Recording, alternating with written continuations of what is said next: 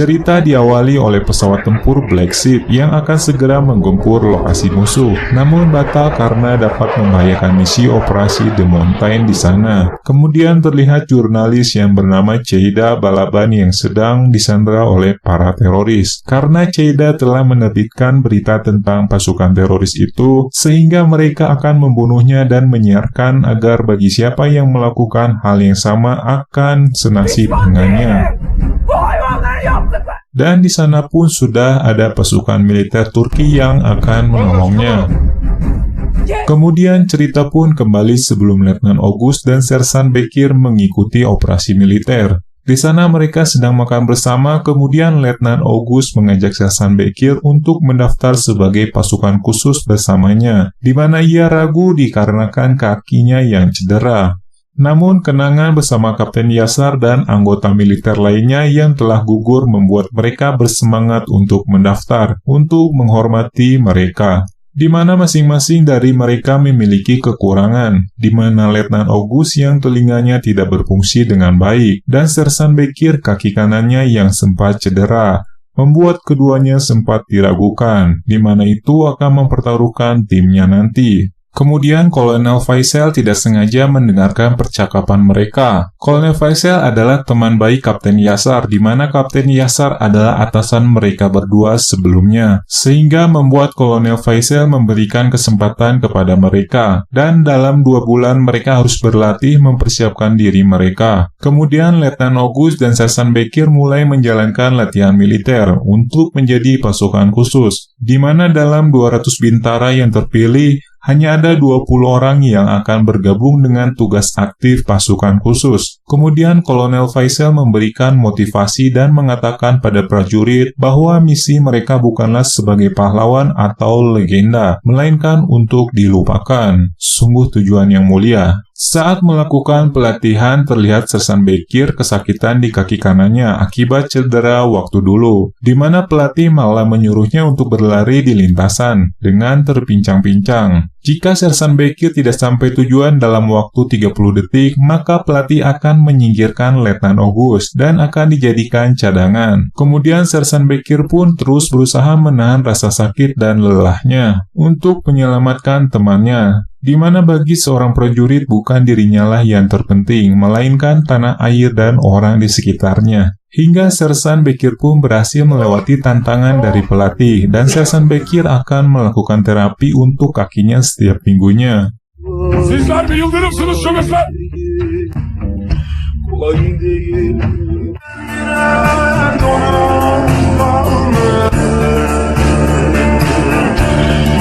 Kemudian ketika mendapatkan jadwal libur, Letnan August bertemu dengan seorang wanita bernama S dan berusaha mendekatinya dan mencoba merayunya hingga mengajaknya untuk minum kopi bersama. Malam harinya Letnan August terbangun dikarenakan mimpi buruknya ketika melakukan tugas dulu yang menewaskan rekan-rekannya, di mana S berusaha menenangkan Letnan August. Keesokan paginya pelatihan pun dilanjutkan, di mana mereka diberikan sebuah kertas yang berisi nama temannya. Bagi mereka yang memberitahukan nama temannya yang tertera di dalam kertas itu kepada pelatih, maka mereka akan mendapatkan makanan. Tetapi bagi mereka yang bersikeras tidak memberikan nama temannya, mereka akan terus disiksa, di mana Letnan August dan Sersan Bekir pun tidak memberikan nama teman mereka, sehingga mereka terus disiksa hingga pada akhirnya mereka berdua dinyatakan lulus, dan mereka melewati batas rekor penyiksaan.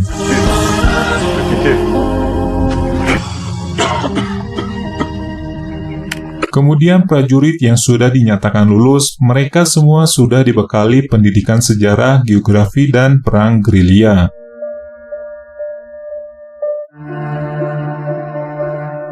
Setelah melakukan pelatihan, pada akhirnya mereka sekarang siap menjalankan misi khususnya.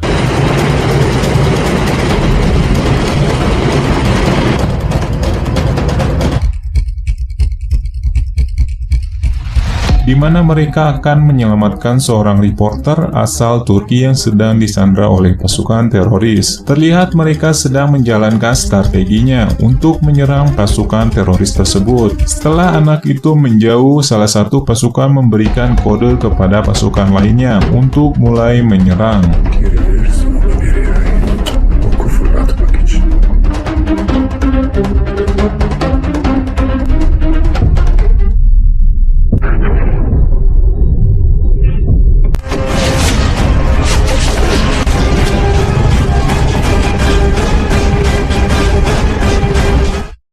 Kemudian mereka mendekati jurnalis itu untuk membawanya pulang ke Turki. Sebelum itu mereka mencari desa terdekat karena tempat itu terlalu terbuka yang bisa membahayakan keberadaan mereka. Dan Kolonel Faisal menyuruh Ceyda untuk mengganti bajunya. Setelah Ceyda mengganti bajunya dengan baju sipil, ia pun dipakaikan helm pelindung dan rompi anti peluru untuk berjaga-jaga. Setelah itu mereka berangkat menuju desa terdekat di arah barat, di mana Letnan August dan Sersan Bekir mengintai di garda depan. Dalam perjalanan, Sersan Mustafa memberi kamera milik Ceyda, di mana dia diizinkan meliput apapun yang ia suka selain pasukan khusus. Dikarenakan pasukan khusus ini tidak mau cari muka, seperti ya gitulah. Ketika di perjalanan, mereka melihat deretan mayat yang dibunuh sekelompok teroris, di mana mereka mengeksekusi semuanya termasuk anak-anak. Tak lama dari itu, kelompok teroris pun datang.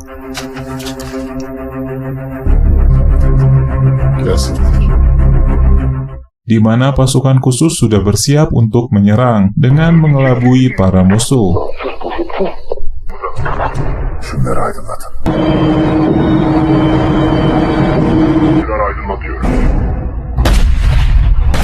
Dan seketika itu juga para teroris lumpuh, di mana sisanya ditangani oleh Sersan Arif menggunakan snipernya.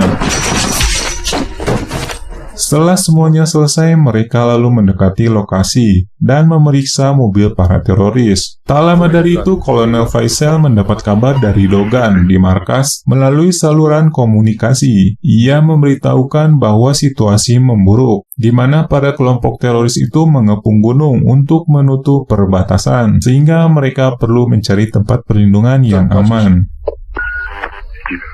Tak lama dari itu, Ceyda menanyakan kenapa tidak ada bala bantuan yang membantu mereka. Sebab operasi yang mereka lakukan adalah operasi rahasia sehingga mereka tidak akan mendapatkan bala bantuan apapun. Hanya tim mereka yang dapat menyelamatkan mereka sendiri. Kemudian Ceyda menunjukkan suatu tempat kepada Kolonel Faisal, di mana tempat itu diperkirakan aman, dan mereka pun segera pergi menggunakan mobil para teroris menuju tempat yang dimaksud Ceyda. Tempat itu adalah makam seorang raja Akkadia. Ketika di perjalanan, mereka berhenti sejenak, di mana Kolonel Faisal memerintahkan Letnan August beserta Sersan Esref dan Sersan Baibars untuk menyisir lokasi makam lebih dulu. Kemudian Ceyda mulai bertanya mengapa pasukan khusus menyelamatkannya. Padahal sepanjang karir Ceyda dia selalu menulis artikel yang menentang pasukan khusus, di mana pasukan khusus melayani rakyat mereka dan tidak ingin dipuji. Mereka hanya ingin Ceyda menghormati mereka dengan sukarela. Tak lama dari itu, Ceyda juga ingin pasukan khusus menyelamatkan orang-orang di Irak.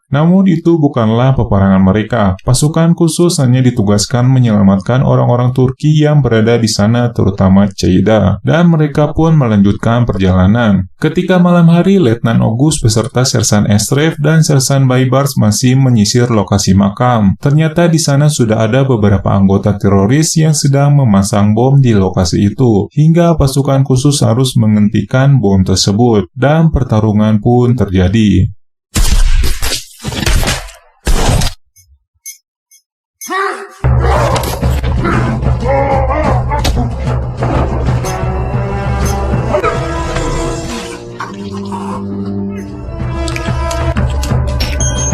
Di mana para pasukan khusus berhasil menjinakkan bom dan mengalahkan mereka. Pagi harinya, Letnan August mengajari Ceyda menggunakan senjata untuk berjaga-jaga. Dan Letnan August juga menyadari bahwa mereka sedang tidak berada di makam Akkadian, tetapi makam Alexander yang Agung. Di mana reporter itu mengatakan bahwa Letnan August mengerti banyak hal tentang sejarah. dan perjalanan mereka pun dilanjutkan. Ketika melanjutkan perjalanan ke zona penjemputan, mereka melihat beberapa warga sipil sedang disiksa oleh anggota teroris, di mana itu bukanlah misi mereka. Namun Kolonel Faisal memutuskan untuk membantunya dan mulai mendekatinya, di mana Sersan Arif sudah siap menembak dengan snipernya. Sekmeyecek.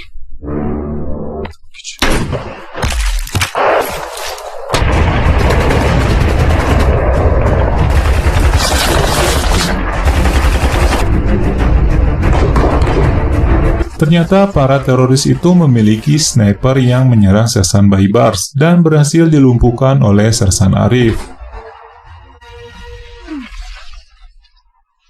Hingga mereka pun berhasil mengalahkan anggota teroris itu, di mana Sersan Mustafa segera menolong anak kecil yang pingsan bernama Enegul, dan Kolonel Faisal menolong wanita yang bernama Nabat. Ketika wanita itu melihat lambang pasukan militer Turki, ia langsung memeluk Kolonel Faisal serta mendoakannya.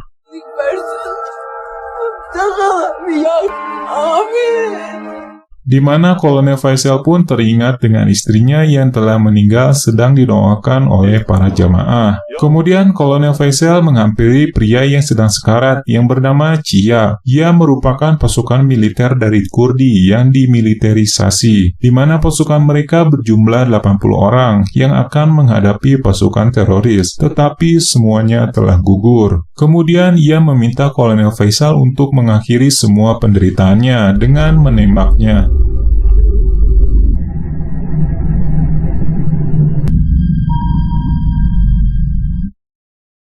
Kemudian mereka pergi mengantar tawanan wanita dan anak perempuan itu ke desa mereka, yaitu desa Kardal.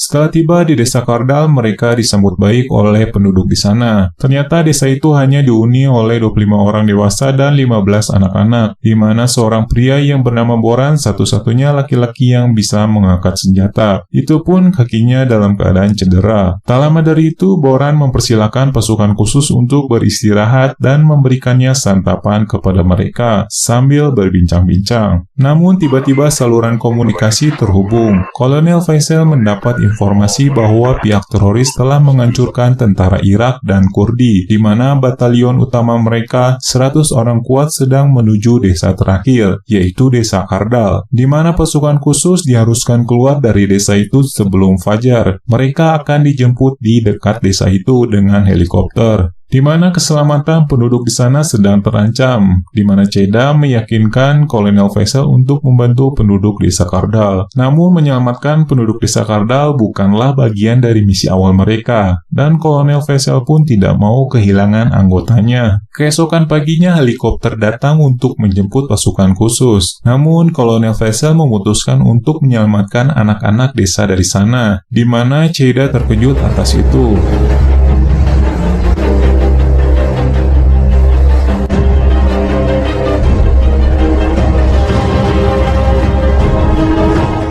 Dan Kolonel Faisal menyuruh Ceda untuk segera naik juga. Namun Ceda memutuskan untuk tetap tinggal di sana dan membantunya. Namun Kolonel Faisal menolaknya karena misi utamanya adalah menyelamatkannya. Di mana Kolonel Faisal meminta Ceda untuk tidak membicarakan tentang penyelamatan ini dan tidak menulisnya. Semua ini akan menjadi rahasia karena pasukan khusus merupakan bayangan. Apapun yang mereka lakukan tidak boleh diketahui. Dengan berat hati, Ceda pun berjanji. Sebelum pergi, Kolonel Faisal memberikan surat kepada Ceda dan hanya boleh dibuka ketika Ceda sudah tiba di Turki.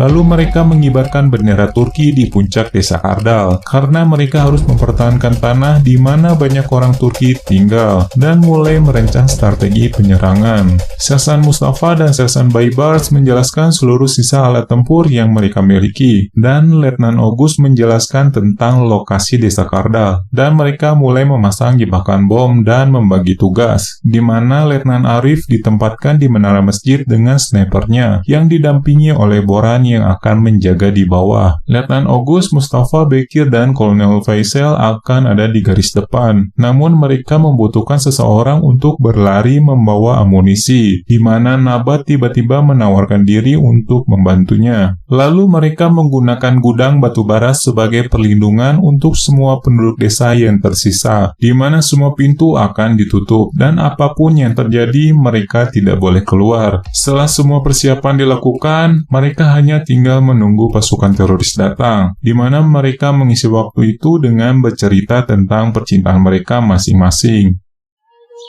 Akçabat'ın en güzel kızıydı Sebat. Bekleyemedik bana bir halt olur diye. Setelah itu, para teroris pun sudah mulai mendekat, 200 küsür civarı. 8 makinalı Hilux. dan segera mereka mengambil posisi masing-masing. Ternyata mereka datang dengan 200 orang lebih, 8 kendaraan taktis, dan 1 tank.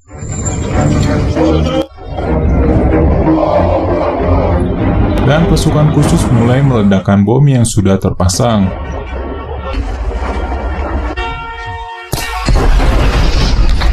Lalu mereka menyerang satu persatu teroris yang tidak lumpuh dengan bom.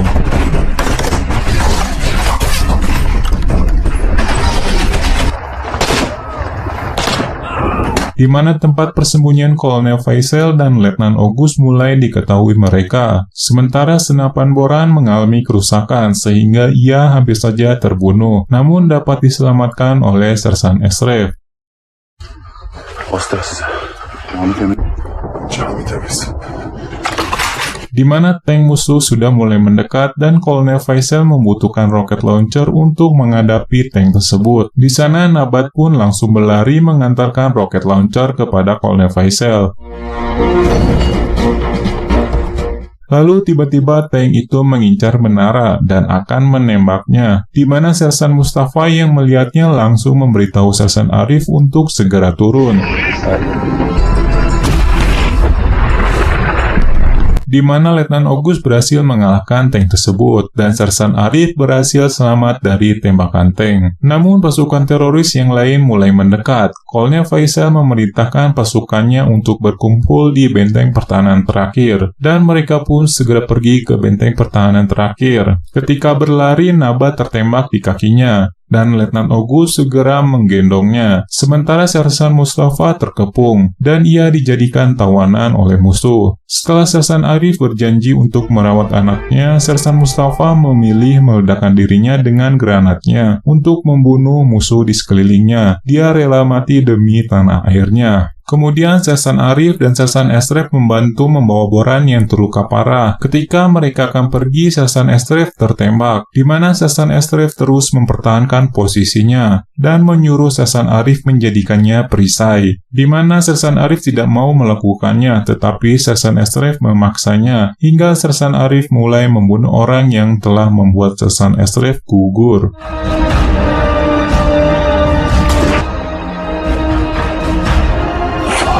Setelah itu, semua pasukan khusus yang tersisa berkumpul di benteng pertahanan terakhir, di mana peluru mereka sudah menipis dan mereka pun terkepung di sana, dan bertahan dengan peluru yang tersisa.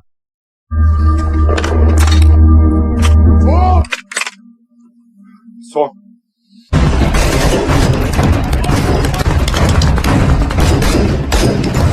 Kemudian dari kejauhan, Kolonel Faisal melihat musuh yang ingin melakukan bom bunuh diri, di mana Kolonel Faisal tidak bisa menembaknya karena kehabisan peluru. Akhirnya Kolonel Faisal memutuskan untuk menghadang secara langsung sebelum bom itu mendekati benteng pertahanan terakhir. Namun sayangnya Kolonel Faisal harus tertembak.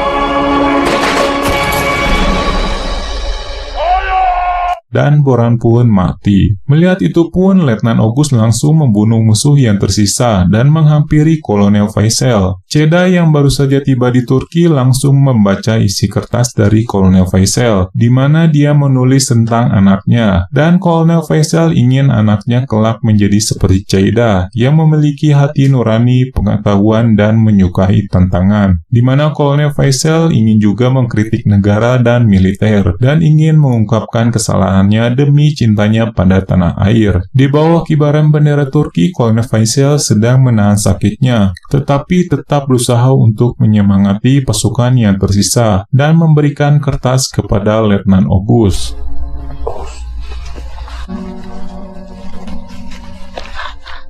Kemudian Kolonel Faisal pun harus gugur, di mana satu persatu penduduk desa keluar dari tempat persembunyiannya. Kemudian mereka memberikan minuman serta seorang wanita tua yang mencium kepala Letnan Ogus dan Sersan Bekir sebagai ucapan terima kasih karena pasukan khusus telah menyelamatkan hidup mereka.